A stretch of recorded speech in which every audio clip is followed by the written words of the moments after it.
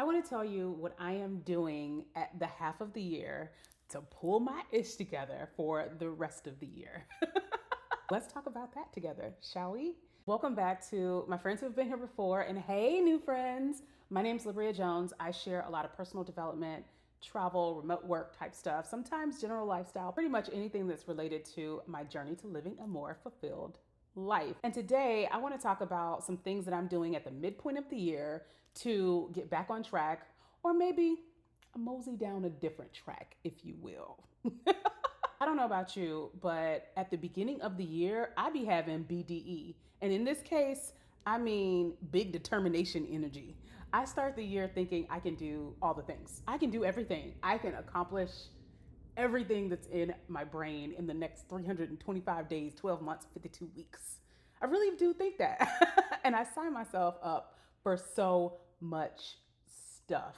I have all this optimism about all the things that I can get done. And honestly, in January, I feel like, yeah, this is possible. This is the thing. I can do this.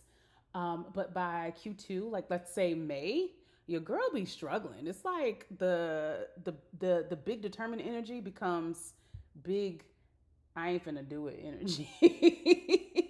So by May, I'm like sitting on the couch, like, child, I ain't trying to do nothing. But then June comes around, and about this time of year, I get re-energized. I am now like, oh wait, let me revisit this list. I get my second wind, and I'm usually like, yeah, let's close the year out strong. Let's do this. I can regroup. But I feel like at the middle of the year, I start to regroup with a little bit more realism than optimism. Like that big determination energy becomes like big realism energy. Like that optimism turns into realism. And I'm like, you know what? There's a lot I can get done. There's a lot I started the year thinking I could get done, but I'm ready to edit and shift and change. And so usually when I get to mid-year, I have this different level of clarity about what's really important to me, what I can actually accomplish. I've learned new things, I've tracked new things, and it's usually a really good place to level set, reset, and then win the year. So I'm still very optimistic that I'm going to win the year. And by win the year, I mean reach the goals that I've set for myself and do the things that I desire for myself, not anybody else, for me. And yeah, I still feel optimistic, but more like on the realistic side than I was January 1st out here thinking I could do all the things. So let me tell you, I'm really thinking about this in like 4 easy steps or categories, if you will. I'm not going to deep dive into a review. I'm actually going to do a mid-year review separately in another video. But right now, I'm just talking about the bigger themes around how to do a reset. And I'm hitting 4 things: let it go, let it flow, let it show, and let it grow. Okay, so I'm going to share, these are the 4 things that I'm thinking about doing that I'm going to share with you that I think will help you reset and win the year as well. Because we got a whole 6 months left, guys. We are pretty much halfway through the year on July 1st. July 1st is the halfway point of the year because it's a leap year. If it's not a leap year, so most years, the halfway point of the year is actually July 2nd. Fun fact. Let's start with the let it go, right? And this is more around letting go of the attachment to what you signed up for at the beginning of the year. I think a lot of times when we put things on paper and we say things to people, we feel like these are the things we absolutely have to do, right? When we write it down, when we write these goals down, we think, well, I said this at the beginning of the year, so I absolutely have to get it done. And the truth is, that's not true at all. Sometimes your priorities change, and sometimes your interests change. And so maybe at the beginning of the year, I might have said, you know what, I really want to start meditating. That was actually a goal of mine at the beginning of the year. At the beginning of the year, I said, I want to start meditating every single day. I even purchased a lifetime membership to Calm. And what I have learned about myself is I'm not that interested in meditating. Don't get me wrong, I think meditation is great, but for some reason it's not a thing that I want to do every single day as soon as I wake up. It just has not been. And maybe that means I'll do it later, but right now it's not a priority of mine. The way I'm behaving and my actual behavior pattern indicates that this is not really an interest of mine. And so I need to not be so attached to, well, you said you're going to meditate and everybody else says you should meditate. And that's what all the girlies are doing. So you should absolutely meditate. I can let go of that. So I'm letting go of some of the things that I attached myself to at the beginning of the year, honoring the fact that my interests have changed. Now, I want to tell you to take that with a grain of salt. I'm not saying go be wishy-washy about your goals, because somebody would look at this and think, well, what's the point of setting goals if you're just going to change your mind about them? That's not what I'm saying at all. But what I am saying is there's a point in time, and now is a good point in time because you have 6 months of information about yourself to really be honest about whether or not these goals are actually important to you. Some of the things that you thought at the beginning of January were either things that have been on your list for a long time, things that you've seen other people doing that you're like, that must be important, so maybe I should do it too. And over the last 6 months, you've made no real progress to it, right? You've not adjusted your schedule. I'm gonna give you a really good example of one for me, because the meditation is one that I absolutely do want to meditate. I just know it's not a priority. So I'm taking it off my goals list to meditate every day because clearly I miss that. One of them is to get fluent in Spanish. I keep saying that I'm going to start my Spanish lessons. I've been saying it for a year and a half. So I have to ask myself, is this really important to you? Because you're not actually acting like it's important to you. Now, that doesn't mean that it's a goal I will never go achieve. It doesn't mean that it's something that I will never work towards. But this year, in this time, I don't seem to have the capacity for it. I'm not making space for it. So then I have to ask myself, is this really a goal I want to pursue right now? Or do I want to set myself up for failure and say, no, I'm going to do this, and then get to the end of the year and not check that box, and then feel bad about myself because I just didn't do it. Again, I'm not saying being wishy-washy about your goals. And I do think there is a time where certain things you have to ask yourself, is this important to me? And then if the answer is yes, you've got to change your behavior. And this is something that I know I'm not about to change my behavior or my schedule to fit in. So it's a goal that's going to have to fall off my list and maybe come back on next time. So it goes on what I call the backlog. I have a backlog of things that I would love to accomplish. So I'm going to put it back on the backlog. The other thing I think it's important to let go of in a mid-year reset is, or in general, is the fear of starting over. I think that a lot of times we are concerned with starting now or starting something over or feeling behind, and you've just kind of got to let go of that. So when you look at something and say, well, man, I haven't even started this, is it even worth it to try? Well, the truth is, any time is a good time to start, and it is okay to start over. It is okay to wipe the slate clean and decide, you know what, and none of it's throwaway work, right? Even if you do start over, I want to be very clear. You are not truly starting over, right? You are wiping the slate clean, but you're starting over with information and knowledge and experience that you gathered the first time around. So letting go of the idea of having to start something over. And I'm gonna give you an example of this. One of the things that I keep saying that I wanna do is run trips again, get back into running trips. But I am so far removed from when I launched the Year Abroad program. No, a lot of people don't even know that about me, that I took a group of people around the world for a whole year, and that I facilitated people living and working in a place for 1 month at a time after my year abroad. A lot of people don't even associate me with that. They have no idea that that's what I do. And so I've kind of lost the market, basically. And so I think one of the things that has been stopping me from getting back into that is feeling like I am literally starting from scratch. But I've got to let go of that. If that's something that I truly want to do, I've got to let go of that fear, because I'm not necessarily starting from scratch. I've done this before, so I have a lot of knowledge and experience to go on. And two, there's actually something exciting about starting something new with prior information, right? So maybe it's about shifting the mindset to, I'm not starting over, I am starting something new, and I almost have some of the cheat codes. So I think it's important to let go of the things that you've kicked the can on because you feel like you have to start over. Another example I have of that is starting over with getting in shape. You know, a lot of us, especially at this age, are struggling with getting in shape and losing weight and getting to the bodies that we want. And we know that we've been there before. A lot of us have been to that place before. We've been to our goal weight, or we've been a lot smaller before. And this whole thing about like, God, I have to start over because I gained everything that I lost back, or I look so different than I used to look. And so now I've got to start this process over. Well, yeah, you might have to start the process over, but you're starting the process over with muscle memory. You're starting the process over knowing what works for your body, knowing how to eat well, knowing how to work out. And then on top of that, the other piece is, which is worse to sit with, the idea of having to start over because, or being in a state that you are not happy with, right? Which of these is worse? For me right now, as it relates to getting back in shape, the worst thing is sitting in a state that I'm not happy with. So I have been dragging my ass to the gym all over again. Actually, I've been working out way more than I used to.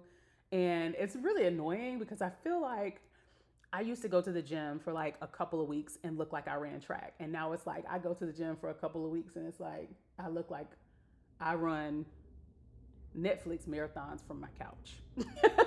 Netflix binge watching marathons from my couch. But that's the other thing you've got to let go of is the fear of starting over and the idea that, you know, it's too late to start. It's not. It never is. And then the other piece of letting go at the beginning of the year to reset and get your mindset right for the next year, for the rest of the year, is letting go of the disappointment of being behind. And I understand being disappointed because you look at this and you're like, man, I feel like I wasted 6 months. I set a goal in January and I have not done anything towards that goal. Now I'm disappointed that I'm behind. And it's honestly okay to hold yourself accountable like that, right? And it's a natural feeling to be disappointed, but just being disappointed is not helpful. The number of people that I know and the number of times I have done this as well, where you're like, oh, I could have been so much farther along. I could have lost 15 pounds by now if I had done all of the things that I was supposed to do. Yeah, I can be disappointed about that, but also now is a good time to not have the similar disappointment 6 months from now, right? So I'm already like, well, if I had done this 6 months ago, a year ago, 2 years ago, I'd be so much farther along. Well, what will you say 6 months from now, 2 years from now? Now is a good time to go ahead and make the adjustment. So let go of this disappointment. Feel it, feel your feelings. I'm all about feeling your feelings. But also let it go and then get to it, That's it. Step one. Let's let it go. Let it go, let it go, let it go. Toni Braxton was on to something. She was dropping gems. Let it go. The second category of reset, the second space of reset is to let it flow. And this is more thinking about, back to the comment about adjusting your goals going forward for the year and honoring what actually appears to be important to you. So one of the things that I've been thinking a lot about over the last month as we roll out of the first half of the year are things like, what are things that are naturally exciting to me? And what are some of the routines that come natural to me? Because one of the things that I've realized is that I like to try a lot of different things out. And so, I watch a lot of productivity experts, and I'm always trying something new, and I'm always trying to create routines for myself. I'm gonna start with the routines. One of the things that I try to set up was a wind down routine and a morning routine. And in my morning routine, what I wanted to do was meditate, stretch, journal, and then get up and go work out, right? That was the plan. And my wind down routine was to check my emails, update my budget, plan my day for the next day, shower, do my skincare, and go to bed. Well, here's what I've noticed naturally happens for me. When I wake up thinking about money. I realize that I literally wake up ready to check my bank account to make sure my money is still there. And so early in the morning is typically when I want to update my budget. I've noticed that just comes natural. Like I naturally wake up, I stretch, and then I grab my computer or my phone and I log into my YNAB app, which I freaking love because it helps me understand like where all my money is going, but it also helps me assign my money and say all of these dollars that I have a job. Some of those jobs entail paying bills. Some of those jobs entail buying me trips. And some of those jobs entail saving up for stuff. So I wake up in the morning, and part of it is because my banks tend to process transactions overnight. And so when I wake up, YNAB has been updated with all of my transactions. And so that is when I'm like excited about categorizing stuff. And so one of the things I am trying to do to let it flow is not try to force certain routines because somebody else said it was a good idea. Somebody else says it's a good idea for you to wake up at 4 a.m. and go work out.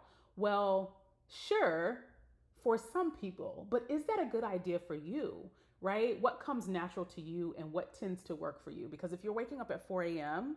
and working out, but by 2 p.m. you are tired and worn out and you can't get anything done and you literally need to sleep, then maybe working out at 4 a.m. is not right for you. And so when I'm thinking about letting it flow, I am really thinking about what works well for me, because it fits the natural rhythm of my mind and my body and what I'm excited about. B, I am more likely to stick to this because it flows well, right? I do think that again, I'm a both sides of the coin type of girl. So I do think there's places where you've got to start adjusting some of your habits and some of the things that you do to take on new disciplines, new routines, and new things. But then there are some things it's like, why am I trying to force this? And so letting it flow, I've been thinking a lot about some of the things that are naturally exciting to me and some of the things that flow naturally as routines to me. So I've noticed recently when I think about all of the extra things I've been wanting to learn, I've been talking about wanting to learn Spanish and I've been talking about this and that. But I noticed that I'm not really doing anything to learn Spanish. But what's crazy is I watch a lot of videos about videography randomly. So I'm noticing that that's something that I'm really interested in right now is learning how to film and tell stories better. So I'm not sure if I'm going to add that to my goal list for this year, but I am paying attention to what naturally excites me and interests me. Because in this age of social media, it's very easy to get excited about what other people are excited about. For instance, I've always loved wine, and I used to be like, oh, it'd be a great idea to be a sommelier. It is very expensive to be a sommelier. And I follow this woman on Instagram who has started taking wine classes. And I was like, oh, I might want to do that. But if I sit down, I'm not honestly interested in taking classes to learn how to make wine or to be a sommelier. I love wine. I love going to wine tastings, but that is the extent. But like I said, it's so easy to get sucked into what other people are doing, especially with all of this information coming at us. And so lately I've been really just trying to pay attention to what naturally excites me and what I naturally gravitate towards, as well as how my natural routines flow. That said, I am going to adjust my routine. So I am no longer expecting that I will update my budget before I go to bed. It's a morning thing. It's something that I enjoy doing in the morning. So as part of my day, I start the morning with my budget all updated and my transactions all categorized and organized. And I know exactly how much money I have that day to order Uber Eats or buy a plane ticket. So yes, that is me trying to let it flow. So that is step number 2 for your reset for the second half of the year. Let it flow, friends. Just let it flow. Okay, now we're going into the third step for your mid-year reset, and that is let it show. And what I mean by that is looking at the data. Look at the actual data. I love data. I'm such a fan of data. I literally work in the data space by day.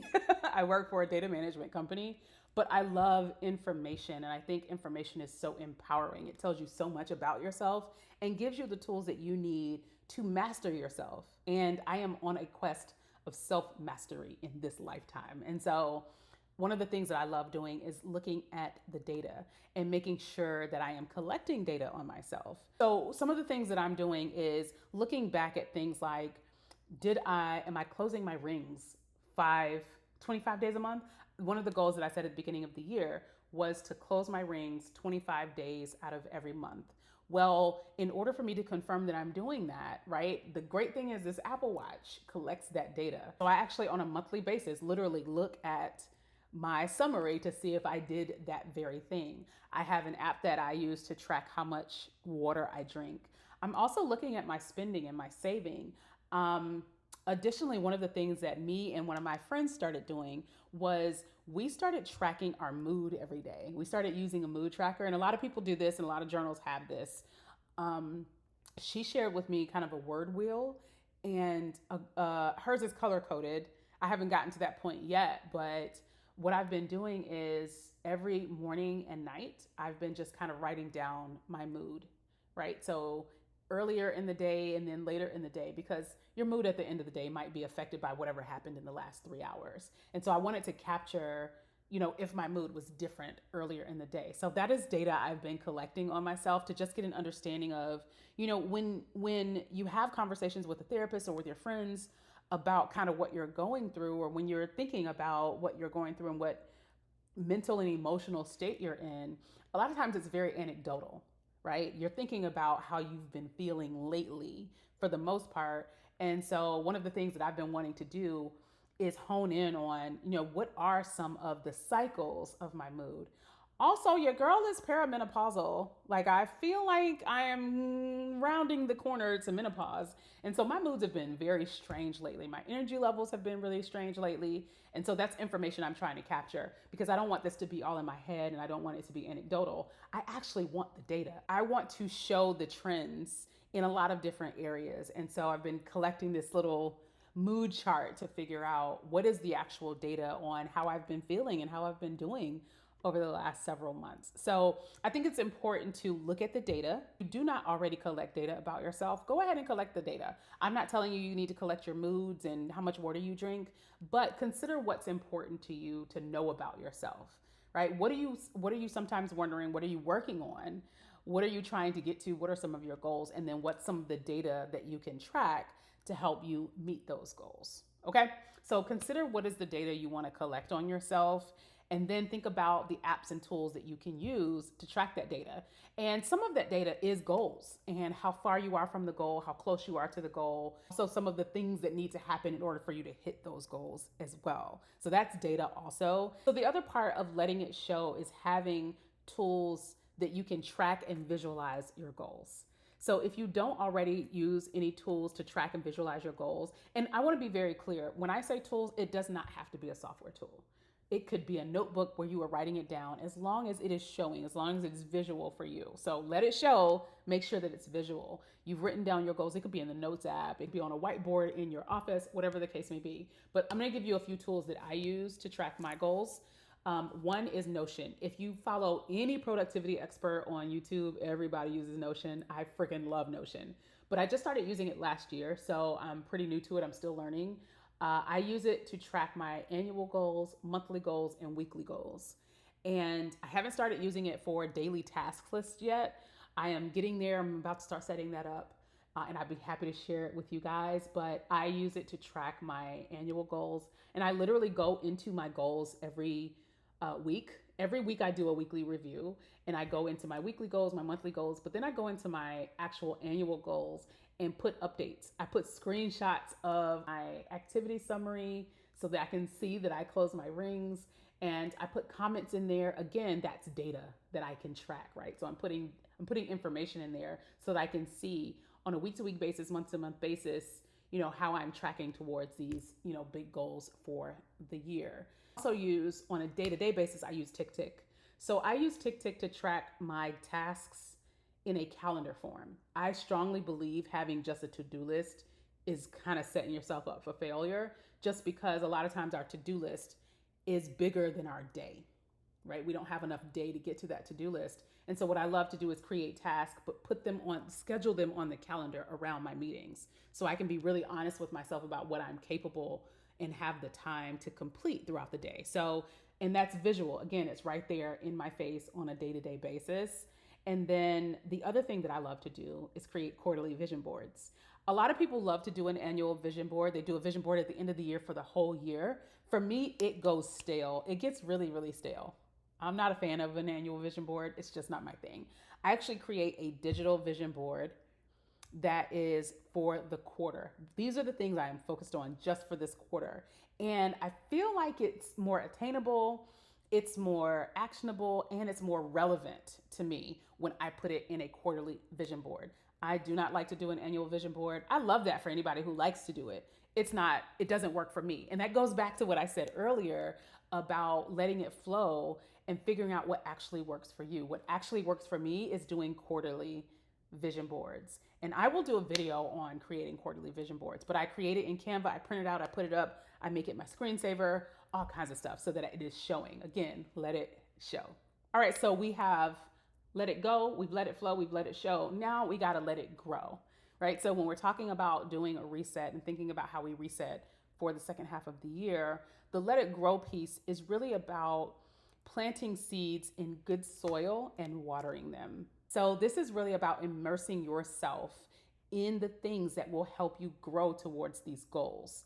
A lot of times we have this goal, we say we have this goal, and that's it. That's all we've done. We've said we have a goal and we move on. One of the best ways to push yourself towards that goal is to immerse yourself in the things that are related to that goal. For example, I said that I want to be a real estate investor. One of the things that I did to immerse myself is I joined a community of real estate investors. I joined 2 communities of real estate investors. I started following people. I started reading books about real estate investing, and I started listening to podcasts. When I'm in the gym working out, more often than not, I am not listening to Megan Thee Stallion. I am not listening to Cardi. I'm definitely not listening to Sexy Red because that ain't my speed. That's for them young girls. I am listening to the Real Estate Rookie podcast.